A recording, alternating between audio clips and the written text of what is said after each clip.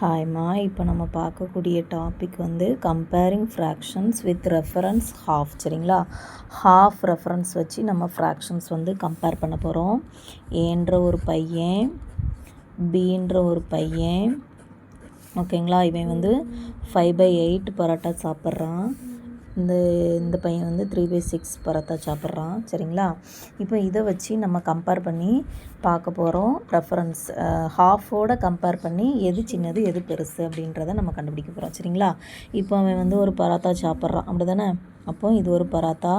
அவன் வந்து 5/8, அப்போ டினாமினேட்டரில் இருக்கக்கூடிய 8 நம்ம பரோட்டாவை பிரிச்சுக்கலாம். அதில் அவன் எவ்வளோ சாப்பிட்றான்? 5 சாப்பிட்றான். 8ல் 1 2 3 4 5. அப்போ இவன் வந்து ஹாஃப், இவன் வந்து ஹாஃபை விட அதிகமாக சாப்பிட்றான், அப்படி தானே? ஹாஃபை விட அதிகமாக சாப்பிட்றான். 5/8 வந்து ஹாஃபை விட அதிகமாக சாப்பிட்றான். சரிங்களா? அப்போது இங்கே பாருங்கள், 3/6. இந்த பையன் பரோட்டா சாப்பிட்றத வந்து 6ஆக பிரிக்கிறோம். டினாமினேட்டர் 6 தானே இருக்குது, அதனால் நம்ம என்ன பண்ணுறோம்? 6ஆக பிரிக்கிறோம். இது வந்து 1 2 3 4 5 6. சரிங்களா? இது ஒரு ஹாஃப், அது ஒரு ஹாஃப்னு பிரிக்கிறோம். இப்போ வந்து 6ல் 3 சாப்பிட்றானா? 1 2 3. அப்போ இவன் வந்து என்ன தான் சாப்பிட்றான்?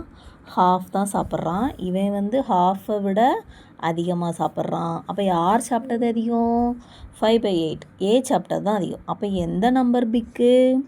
5/8 தான் பிக். புரியுதா?